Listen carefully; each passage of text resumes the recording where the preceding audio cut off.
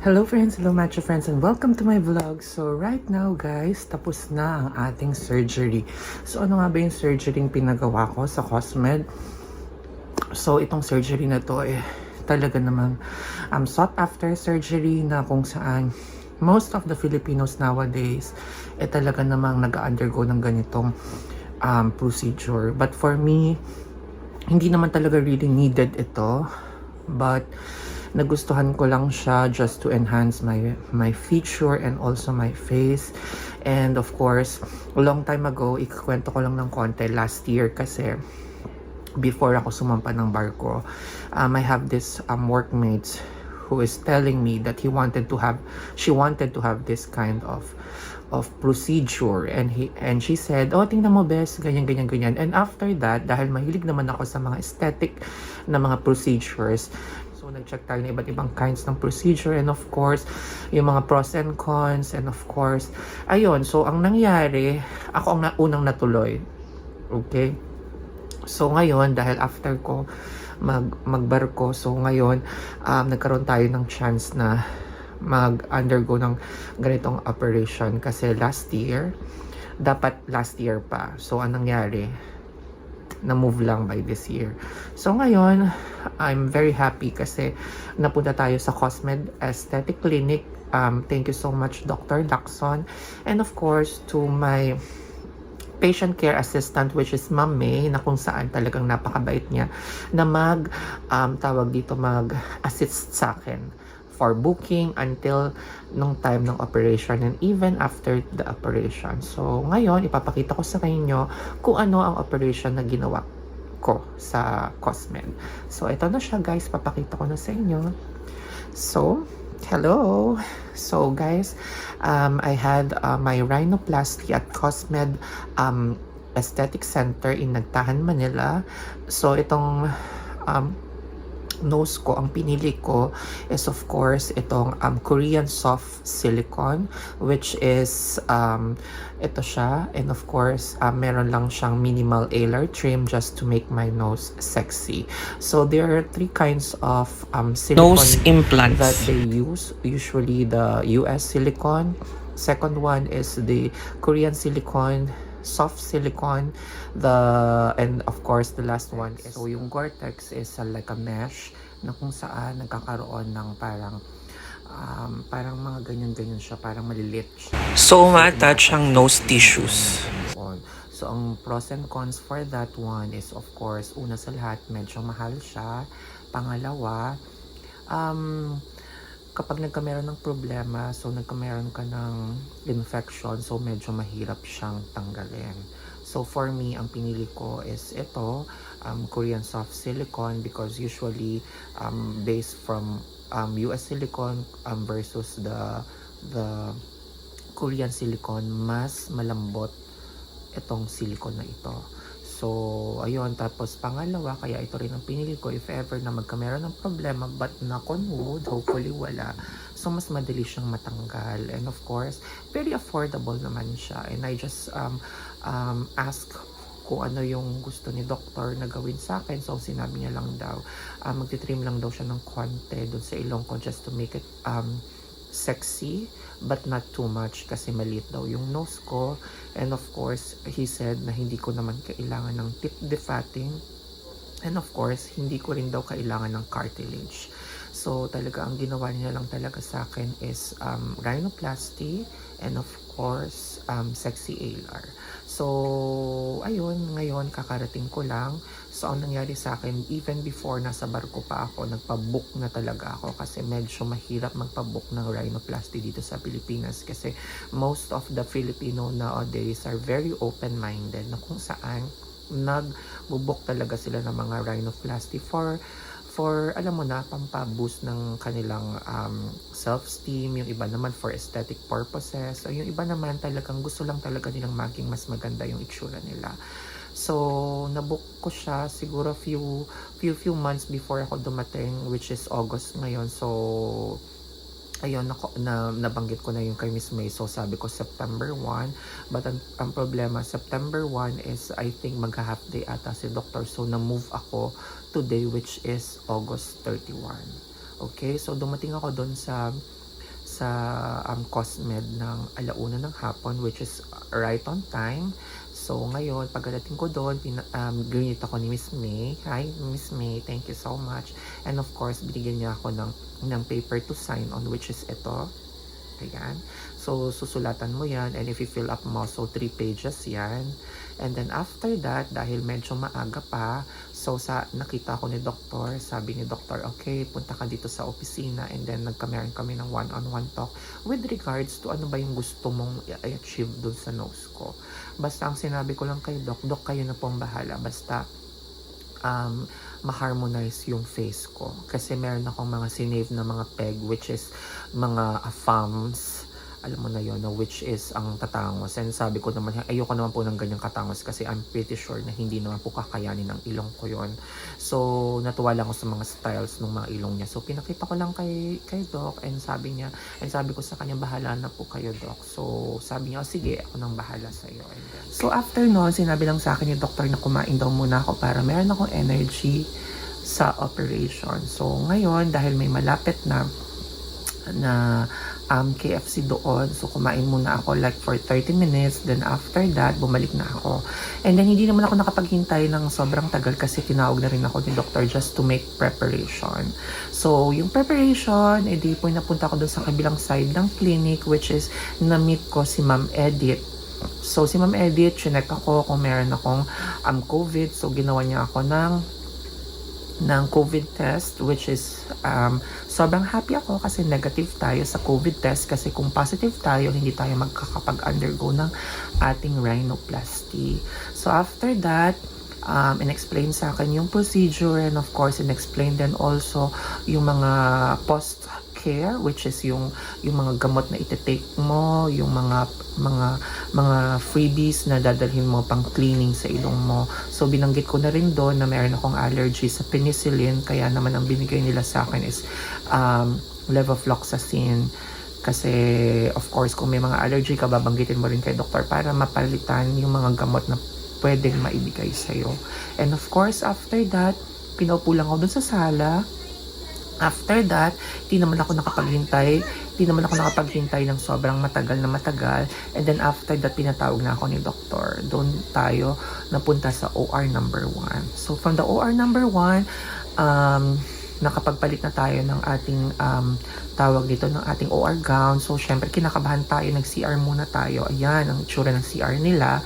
So after ko pala mag-CR, so ayun, pinahiga na ako doon sa OR table, cleaning yung face ko with betadine, nilagyan ako ng OR drape, and of course ready na agad.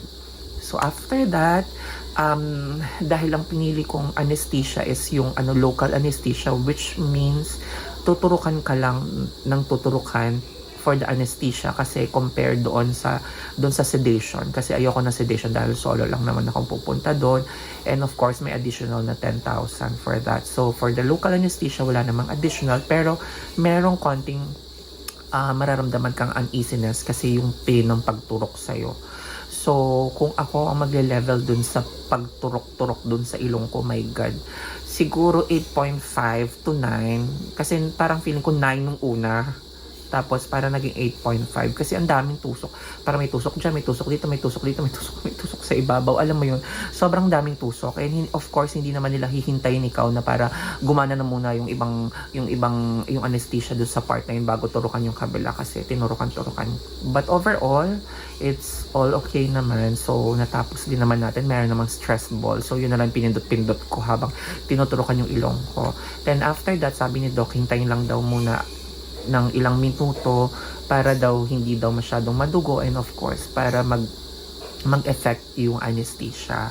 So nung nag-effect na yung anesthesia, actually wala akong naramdaman kasi ang maririnig mo lang kasi nakapikit ka ay yung mga machines, ay yung mga instrument ni Doc na parang nagagaganyan lang siya, which is very madali. Hindi mo naramdaman yung uncomfortable, yung sinasabi nilang medyo uncomfortable. Parang pinaka-uncomfortable lang talaga is yung local anesthesia. But yung mismong operation, talagang wala akong naramdaman. 0 out of 10 until the end. So after that, inayos na ni doktor yung ilong ko and then chinek niya. So after niya pag-check, parang hindi siya naging satisfied.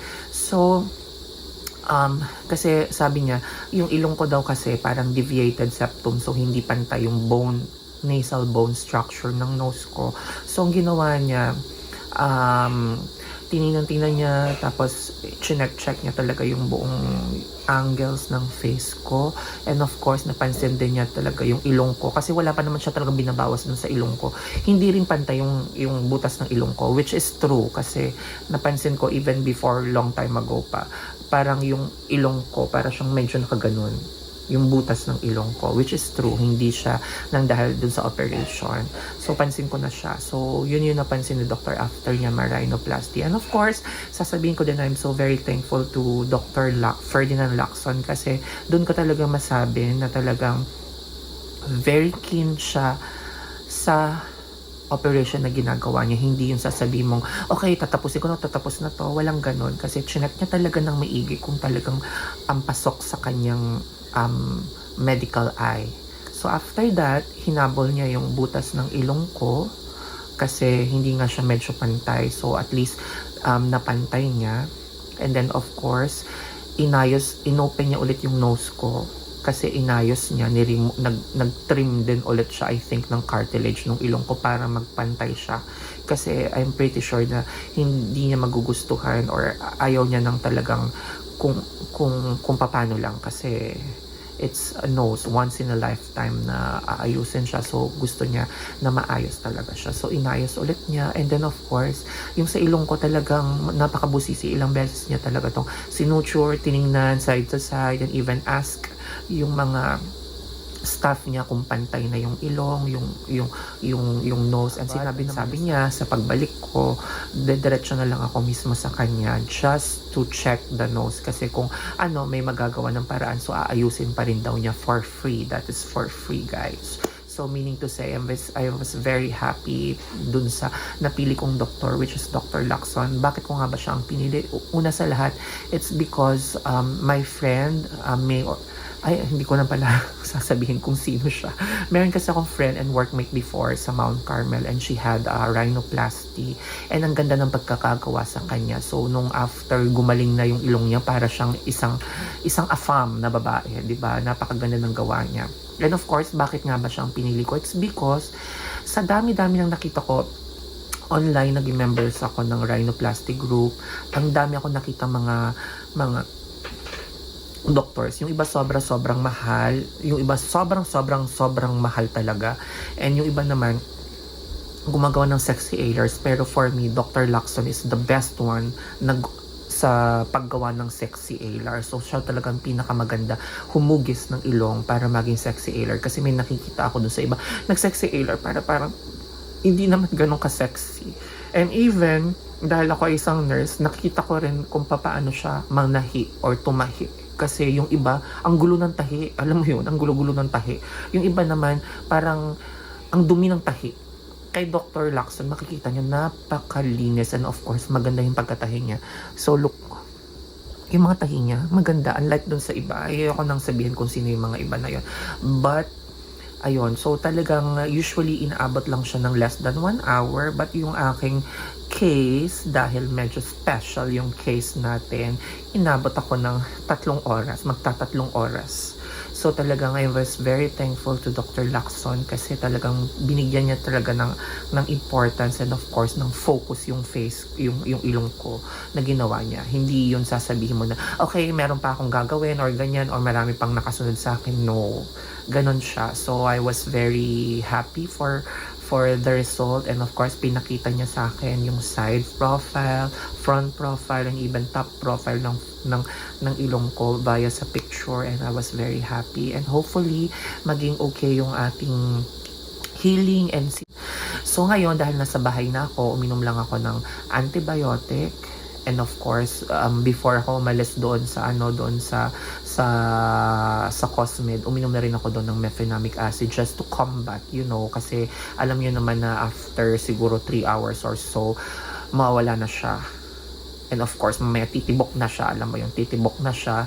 And of course, mag-start na rin ako mag ice packing kasi for sure, bukas, mamamagana ang mukha. Ang nice ko rin magpasalamat kay Miss May kasi talagang very, very hands-on siya. And of course, binigyan niya rin ako ng mga tips and tricks also para sa aftercare ng nose ko. Din nila tayo ng kanilang kit. So, ano nga ba ang laman ng mga kit na yan? So, meron ditong sterile NSS solution. And of course, meron tayong antibiotic na you will drink for 7 days, 2 times a day, which is, ang tinitake ko is levofloxacin kasi allergic ako sa Coamoxiclav. We have also mefenamic acid that you can take every 6 hours, or if hindi na masyado masakit, no need to take this one. And of course, meron din siyang mga cotton buds na binigay din sa atin, may gloves na binigay sa atin. So, kung wala kang tawag dito, cold compress, so yan ang gagamitin mo. And of course, ito din. And pinadala din sa akin yung aking COVID test, which is hindi ko napapakita kasi after a long time ngayon lang ulit tayo na test, which is I'm happy kasi talagang ever since nagsimula ang COVID until now, never pa tayo nagka-COVID. And of course, narito yung mga some papers na kung saan meron ditong mga post-op care. Ang nakalagay dito is ice cold compress in the cheek and forehead area 5 to 10 minutes every 2 hours at home. So gagawin ko na yan later at day 1. So day 1 pa daw tayo maglilinis ng ilong, pero kung may makita ka mga dugo-dugo dyan, pwede mo siyang tanggalin. And if ever sobrang dugo na daw nito, pwede na rin tanggalin, or if hindi, bukas na. So wound dressing sa day 1, use NSS and of course yung cotton tip. And sinabi nila sa akin, hindi daw necessary na maglagay ng antibiotic na cream agad. Kasi makakapaglagay ka pala ng antibiotic cream after sa Monday. So, doon pa lang daw siya tatanggalin. And reminder dito, wound recovery is 3 to 4 weeks. So, meaning to say, isang buwan yung ating sugat-sugat na ganyan. Tapos, yung scar recovery will take 3 to 6 months. And of course, yung mismong nose, kasi kapag nawala na yung mga sugat and yung paga, makikita mo na parang ang laki-laki ng ilong mo, which is normal. Kasi usually, liliit pa siya after 1 year. Ganon katagal makita ang result ng rhinoplasty. So, after a year pa, makita na talagang magiging sexy, and of course, magiging parang katawan mo na din talaga yung iyong ilong. Anti-scar cream is optional. Apply directly with massage stroke after 6 weeks or post-operatively. So, i-massage na nilalagyan natin ng scar cream para matanggal yung mga scars natin. And of course, meron din itong mga food restrictions. So, yung mga food restrictions na yan is avoid high sugar content food, processed food, soda, alcohol, and of course, bawal ka mag-smoke even before and after the operation, at least 2 weeks, because it will delay the healing. And of course, avoid sun exposure temporarily. Okay? So, ang warning natin, open pores with whiteheads, acne scars, oily face, and nose is not good candidate for ALAR-based training. It can create visible scar and possible wound dehiscence and poor wound healing. Ayan. So, ito lang yung ating binasa sa inyo. So, ito na yung aking rhinoplasty journey. So, i-update ko kayo sa aking post-operative journey, which is ang healing. So, masasabi ko lang dun sa mga friends natin na nag-undergo ng rhinoplasty is happy healing everyone. Okay? So, this is Sir B. Marami pong salamat and please follow me on my next vlog. Thank you so much. Bye!